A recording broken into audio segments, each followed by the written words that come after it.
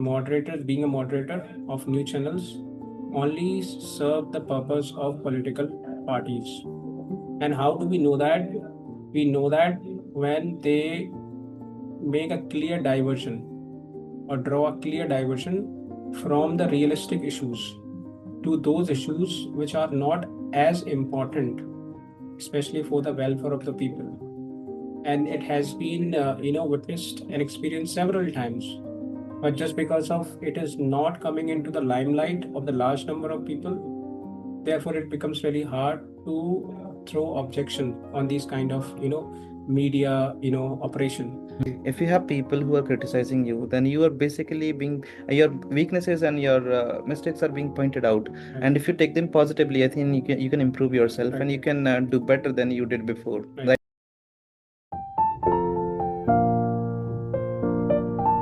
You know what human tendency is? Once they start liking somebody, no matter who they are and what do they do, but they become blind to their weaknesses, their faults. They start hero worshipping them, right? And the politics is not different, especially in the this term. So we have to talk about this particular thing, that how politics became personality, centric in India. So before we go deeper into it, let's have a little discussion about it so that we can discuss further. Okay, so we as a citizen always have a choice to make, and the choice to be made between two things. One, that on the one side we have a politician to whom we admire for his work, and the second choice is that the ideology that basically the politician admires. Earlier, it was seen that it was ideology which was at center for the people's attraction. And as that time rolled by, it was then transpired that people started doing hero worshipping, which means that today, in the starting or in the beginning, we obviously follow a certain ideology, but we really don't realize, or maybe we fail to realize it, or maybe we deliberately do that. We shift our interest from the ideology to that individual. And then it turns out to be an individual centric politics. India right now is almost moving towards that phase where we have started doing this hero worshipping, which I don't think bad, but when it extends and goes beyond the limit, then it starts causing caution. And therefore, we have to be a little bit aware. And therefore, we are here to have a discussion on this topic as to how relevant today in this 21st century to be having hero worshipping as a major practice of the political arena, or is it really good to follow the ideology and on the basis of it we decide our leader? We all are endowed with this reasoning, and when somebody does something, this may be good, but we should always be applying that reasoning, and we should be also looking at the far-reaching consequences. We should always also be looking at the consequences which are going to affect us in the future as well, right? And if we don't take this kind of approach, then it is us who suffer, right? So the first thing which we have to discuss is, tell me, when did Indian politics shift from ideology to individualism? Okay, every phase has some sort of elements where one can certainly say that this very politics is moving on the trajectory on which people have started electing their leader on the basis of their preferences towards individual as a personality rather than as an ideology being followed by that leader. So when we go back to the Indira Gandhi, or maybe Nehru's. before that to the Nehru's era, right? So Nehru became the first prime minister of the country. Yeah. But this particular beginning started with the ideology. And the ideology was that Nehru promised for few things. For example, he promised about education to make people literate. He also talked about how to be reduce poverty, right? He also tried to ensure that resources to be made available for the people living on margins. So these were the basic, ideas or the basic policies which many people started calling Nehru's ideologies, on which Nehru will try to extend and run his politics. And to that extent, I think everyone would admire that. But later on, we find after two, or especially after two, 5-year plans, because the first 5-year plan was a difficult 5-year plan, right? Where Nehru was even confused which particular sphere of human's life to be given more importance. Because by the time we got independence, our economy was squeezed up to almost 1%, right? Because everything was all looted by the British army or the establishment. People were very poor and almost uneducated. Yes. So almost 90% were people were uneducated. It is basically the record that says, right? And those who participated in this very electoral process was in just few millions who were educated. So those few millions people who basically chose or elected Nehru. So that was the condition in the first 5-year plan and that second 5-year plan. So now we consider that how it was important right from the beginning, and then we realize that Nehru became a very sinsua, a shining star, and thereafter his policy was somewhere left behind. People didn't care about his ideology because people around him created a certain ambience in a society. When you have a population full of illiteracy, then it's very easy to persuade them in the Yes. direction the politicians wants. And thereafter, ultimately, what happens at the end of the day is that the interest towards individualism, sorry, interest from interest towards particular kind of ideology turned out to be interest towards individualism. So that's how everything started right from the beginning. Yeah. It happened just because people were not educated enough and they could not decide, and that's why they were persuaded, Right. right? What do you think? It is off the track. We are not actually discussing it right now, but it is very much important. As we've got almost, I think, the literacy is around 74 and 75%, right? So, what do you think?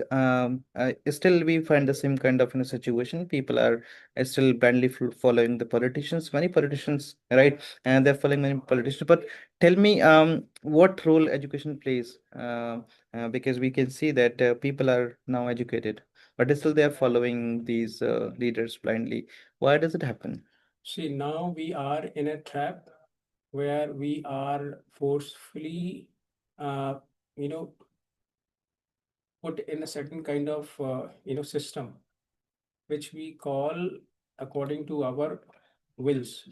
But exactly, it is not our will. It is an imposed belief on us, which we fail to recognize and to look at. Because everywhere, specifically those major sources of information, for example, today we have media, which really contributes much to the addition of knowledge and information to the large number of youth.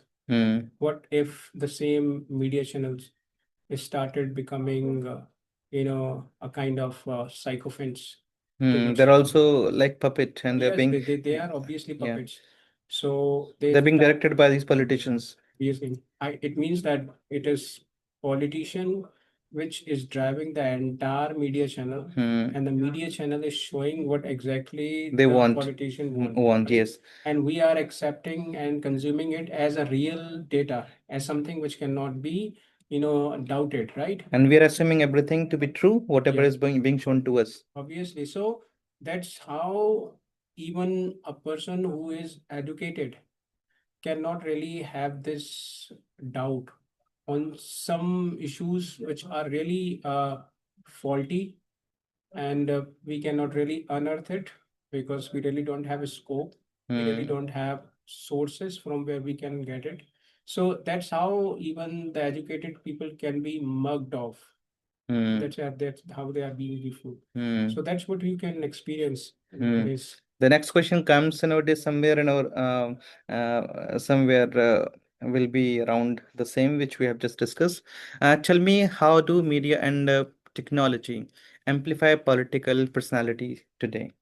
Okay, I think this we don't need to discuss.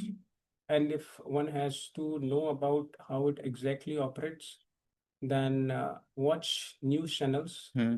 and watch their attitude, especially the moderators, and watch their conduct throughout their delivery of information to the news, right?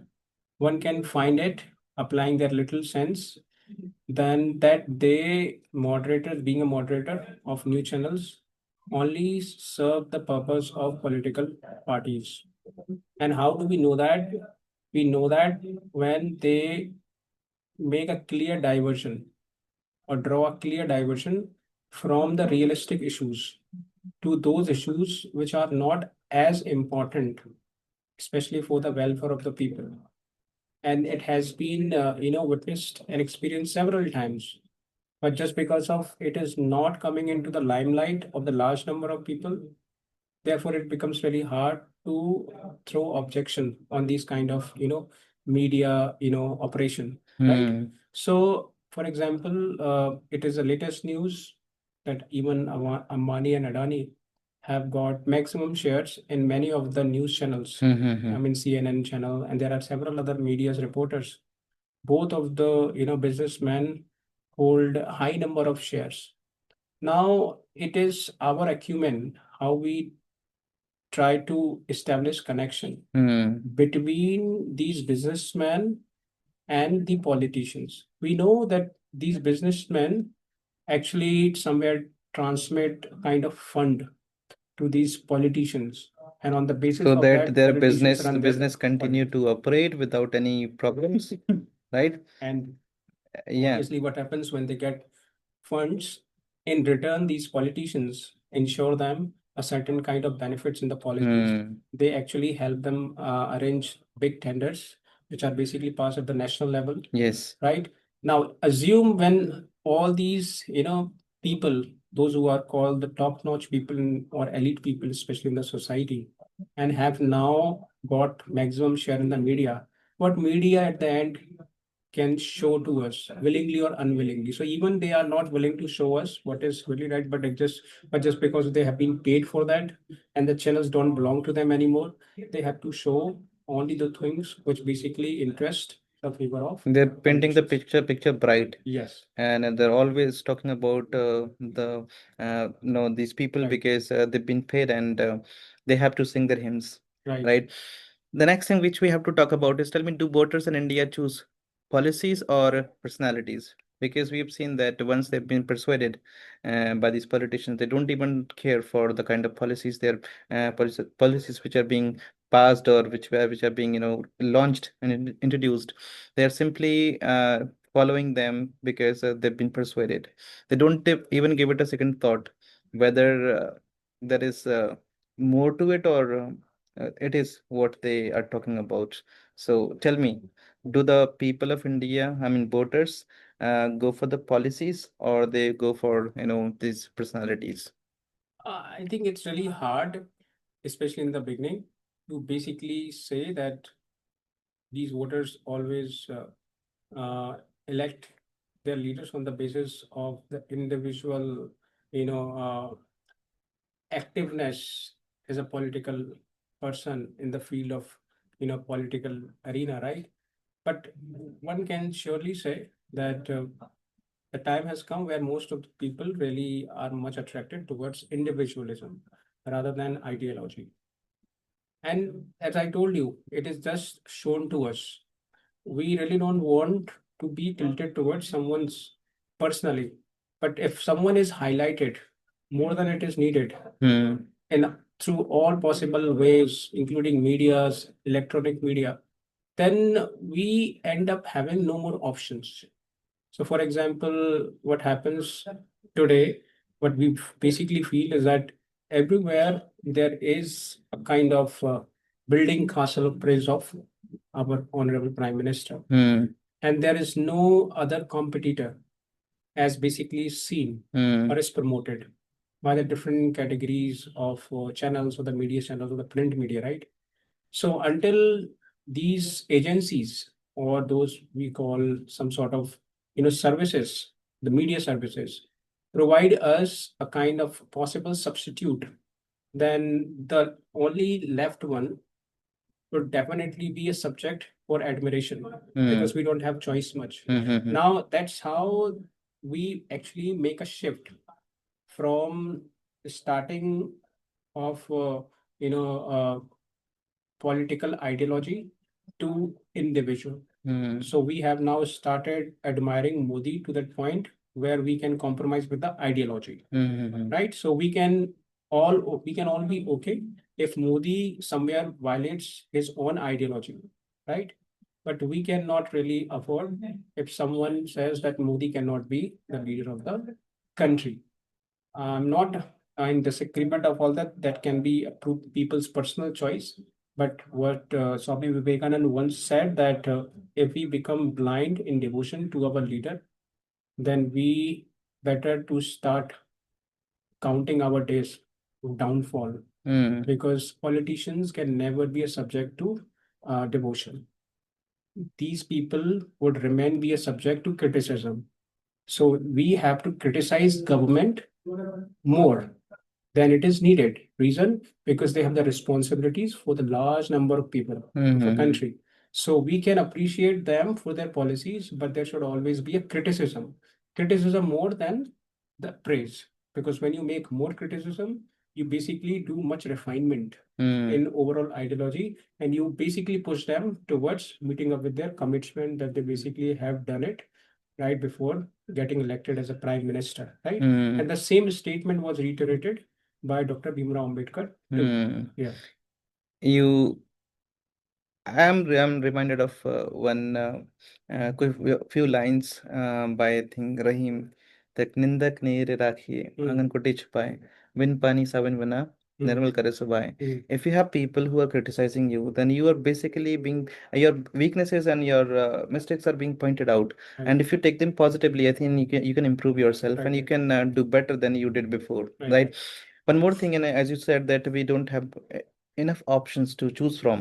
It is just because people are not at all taking any interest in politics because they think that it's a mire, and once they get into it they'll not be able to get out of it, right? Right. So that's why they don't participate. If they don't participate, the options are going to be very few, and we will be forced to choose from those options which are available. Right. And we'll be choosing them willy-nilly because there is nobody else who can be there for you, right? Tell me, has personality-based politics weakened India's democratic institutions? Because if we have people who are, one more thing you discussed that when we hear worship somebody, then they become a little bit arrogant because success is something which goes to your head, Right. and which sometimes you can be mad, Which makes your head adult. yeah, and which is why we should have somebody else in place of them. They should not be there for a long time. Right. If they are there, then they start considering themselves to be what they are not. Right. And then they start doing things which are going to harm people of the country, and this which are going to harm the country itself, right?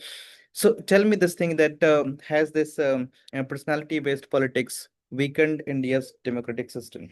See, this has to be clear to all that it's not a politician that governs a country, but the politician's ideology. Hmm.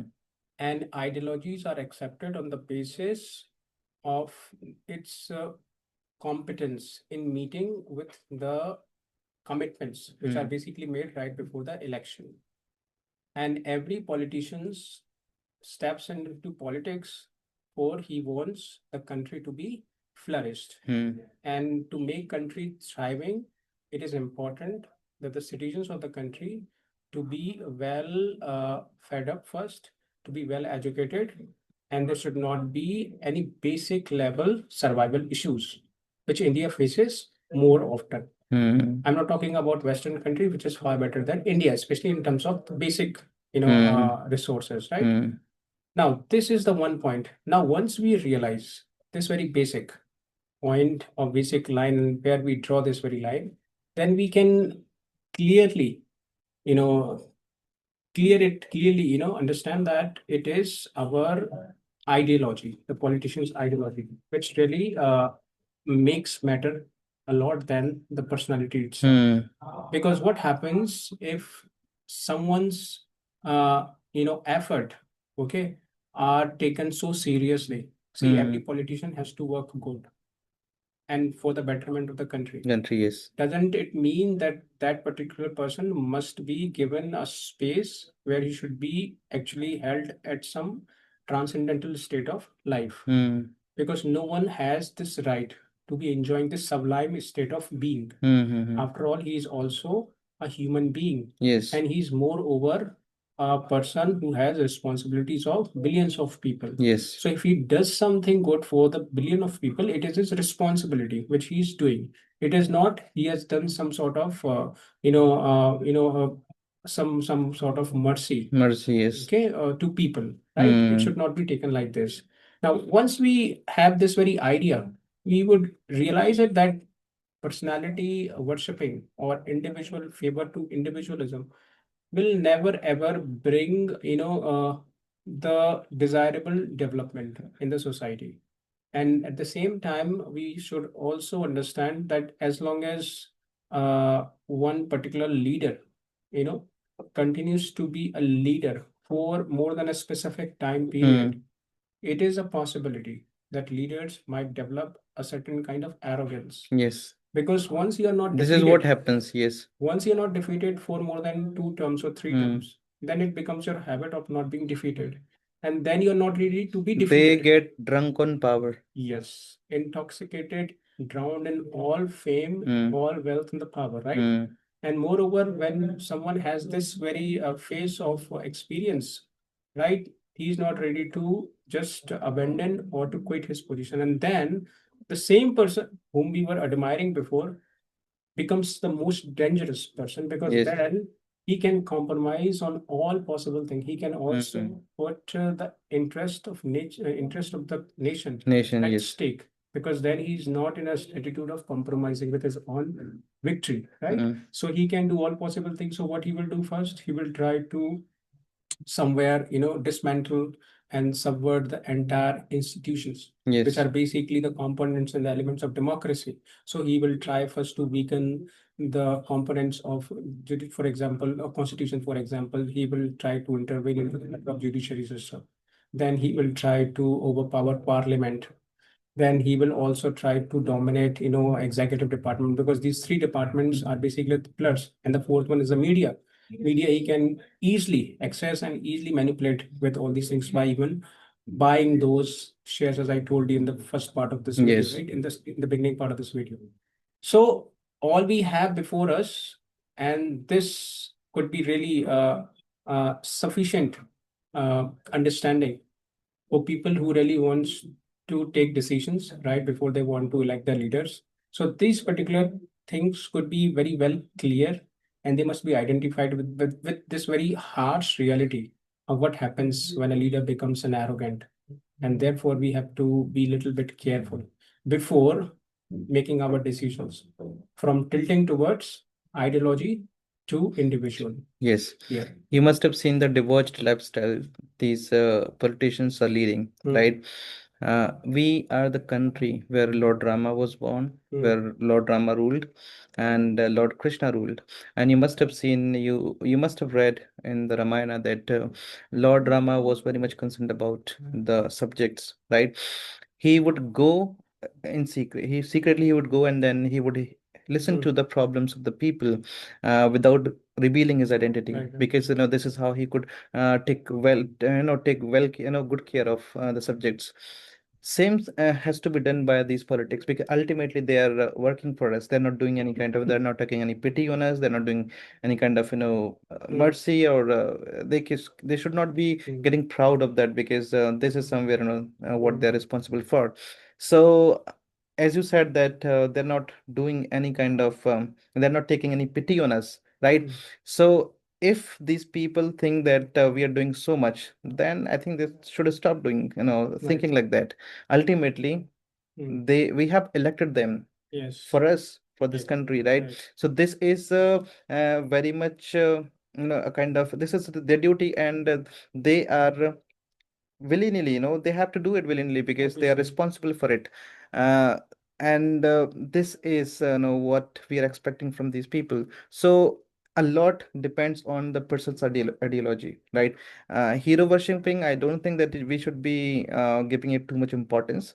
Ideology is something which we should be going for, because once a person stops having principles and ideology, they can become wayward, right? That's what has happened, right? In many situations, many conditions, we've seen that people have lost all those things which they said that they would do, right? So individuals must have some principles because they give you some kind of direction, right? If you have ideology, it will give you direction. So as far as I'm concerned, I would definitely go for ideology than to a particular person, because this is what is the hallmark of a good leader, right? Next thing is, tell me, is personality centric politics in India phenomenon, or it's a global trend? Uh, we, at the end of the day, will remain human first. And humans have psychology, and there is certain common thought process in most of the psychologies, especially one who becomes leader, then he probably possesses the psychology which is basically possessed by the leader of other country. In fact, I would love to say that rarely leaders would love to quit their positions. Mm-hmm. So if this thing is clear to all, then we will try to understand that what possible things they can really do so that things could turn in their favor.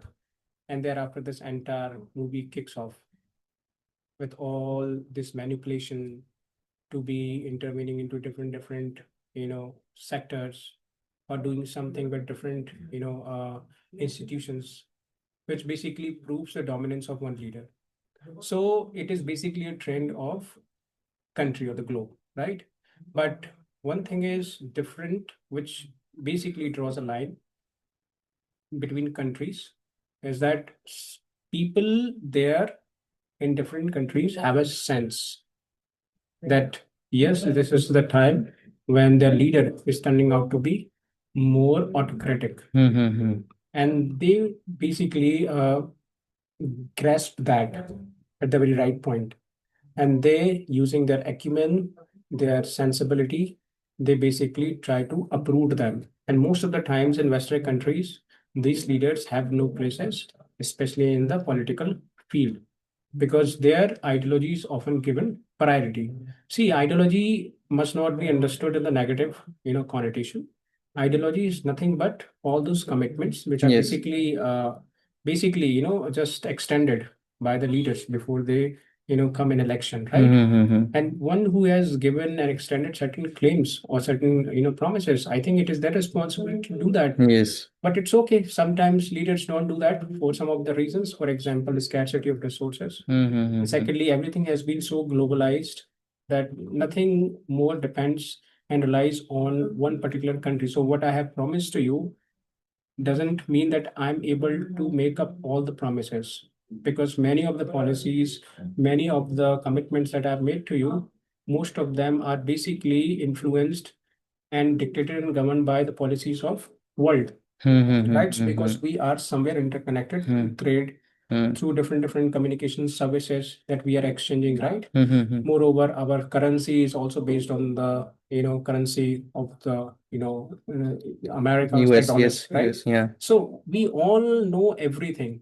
So to say this, that yes, every country has this kind of ideology, especially to be focusing more on personal preferences, which means to elect leaders according to their wills, according to their preferences, not the ideology. But the difference, which is basically here with the politics of India, is that we people don't realize it. For example, I want to just give one relevant classic example of it.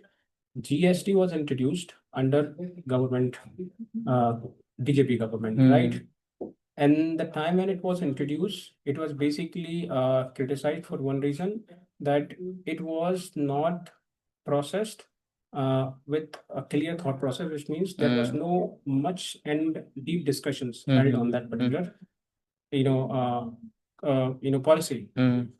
Usually it happens before any particular rule was enacted as a rule, then it is the duty of the bicameral houses, including Rajya Sabha and the Lok Sabha, that all the leaders, MPs and MLAs to be having discussion on that particular policy, and thereafter it is finalized as a law, right? When What happened in everybody GST? agrees with that. Yes, at least, but in the case of GST, nothing such happened.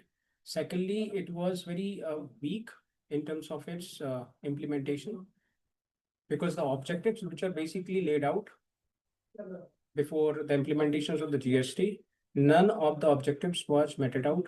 For example, it was said that the total money, which was something 15,000 crore rupees, right? Monies in cash was in circulation.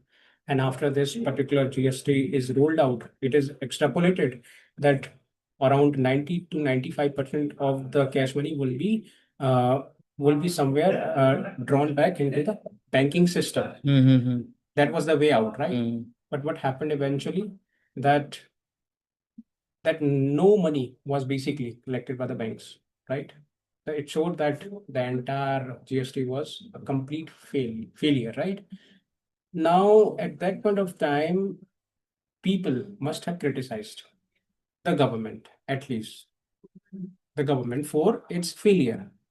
We must praise government for its good work, but we also be able to criticize government for its failure, and which we couldn't do that. Why? Because we basically were affiliated more with the individualism, with the individual character of the honorable prime minister, rather than the ideology, rather than the commitments he actually extended. So that's how, society gets negatively affected, and the consequences is sometimes unbearable in public. Why doesn't it happen that when the elections are going to be held and the politicians are, they are addressing people? So because somebody else, I mean, the opposite party has made some big promises, so they are also going to make the bigger promises than them.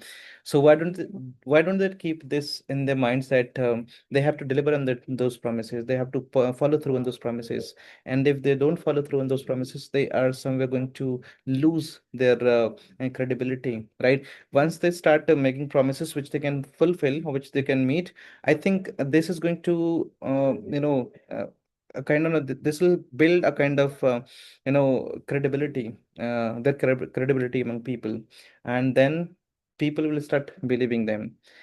This has been seen that even I know then when elections were around the corner and some politician came to us and he made big promises, especially he said that, I will do this for this city, Gwalior, right? Once he got elected, right, he never looked back actually. He has done nothing for especially this city. So this question always comes to my head that make only those promises which you can fulfill. Otherwise, you lose your credibility. Right. And I don't think that there will be any question mark, especially when I say this, because everybody believes only those people who are somewhere follow through. Follow through there, on the other premises. So, with this, I'm going to wrap this show up. And the one thing I would love to say to the audience is that instead of following people blindly, I think God has endowed us, with this intellect, with this rational, with this, our reasoning. Yeah, reasoning. Yes. So why, and we all are educated nowadays. So why don't we give it a second thought to decide who to elect and who we should be, not electing. So instead of hero worshipping, we should be going for the ideology. We should not be going for individuality, right? So with this, I'm going to wrap this show up, and I will be seeing you in the next video. Till then, take care.